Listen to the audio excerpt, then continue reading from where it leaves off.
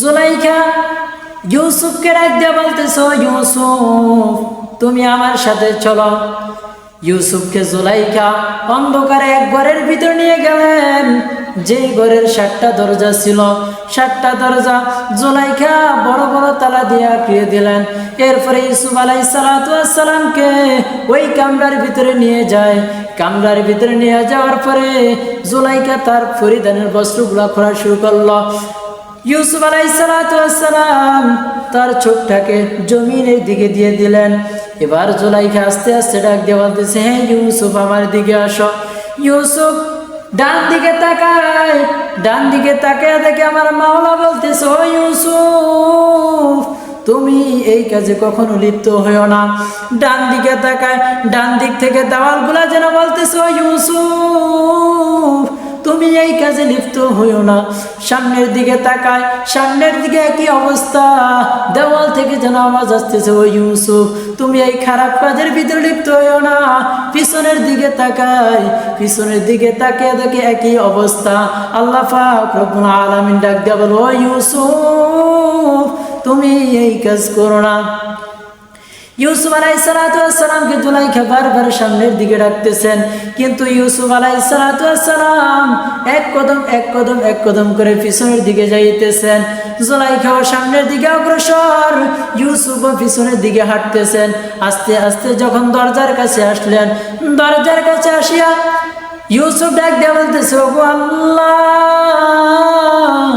আপনি ছাড়া আমাকে হেফাজতকারী আর কেউ নাই।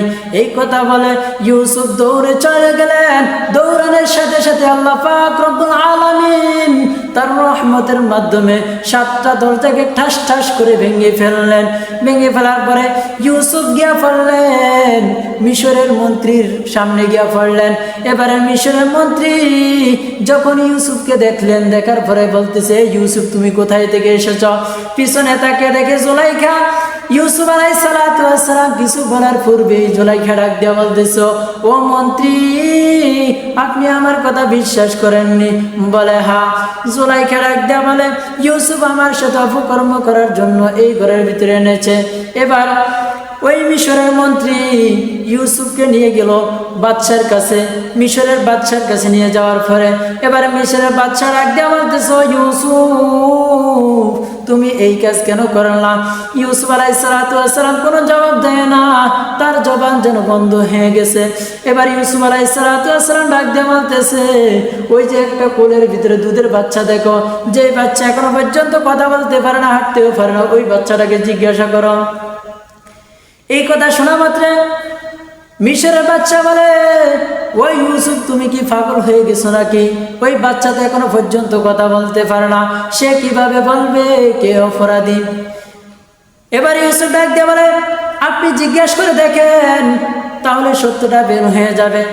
বাচ্চা ডাক দিয়ে বলে, হে বাচ্চা তুমি সত্য কথা বলো, ইউসুফ সত্যবাদী নাকি জুলাইখা সত্যবাদী? এই বাচ্চারা ডাক দিয়ে বলে, ও বাচ্চা আপনি কি বুঝেন না? এই কথা বলার সাথে সাথে বাদশা সহ ওই রাজপ্রাসাদের সবাই অবাক হয়ে গেলেন। এই বাচ্চাটা কিভাবে কথা বলে এটা দেখে সবাই আশ্চর্য হয়ে গেলেন, সবাই হতাশ হয়ে গেলেন। এবার বাচ্চারা ডাক দিয়ে বলতেছে, ও মিশরের বাদশা আপনি কি চোখে দেখেন না? আপনি কি চোখ দিয়ে তাকান নাই?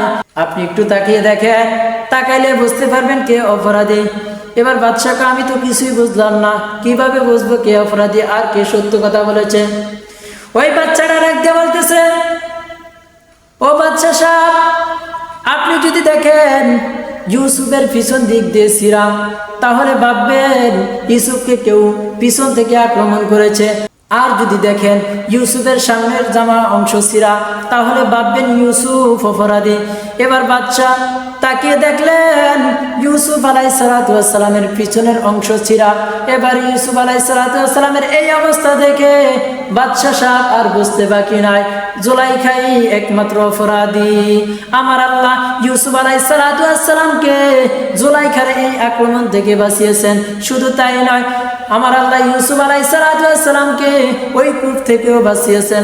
আমার আল্লাহ ইউসুফ আলাইহিস সালাতু ওয়াস সালামকে এমন রহমতের দ্বারা বাচ্চার মাধ্যমে বাদশার কাছে অপমানিত করেন নাই, সেখানেও আমার আল্লাহ ইউসুফকে সম্মানিত করেছে।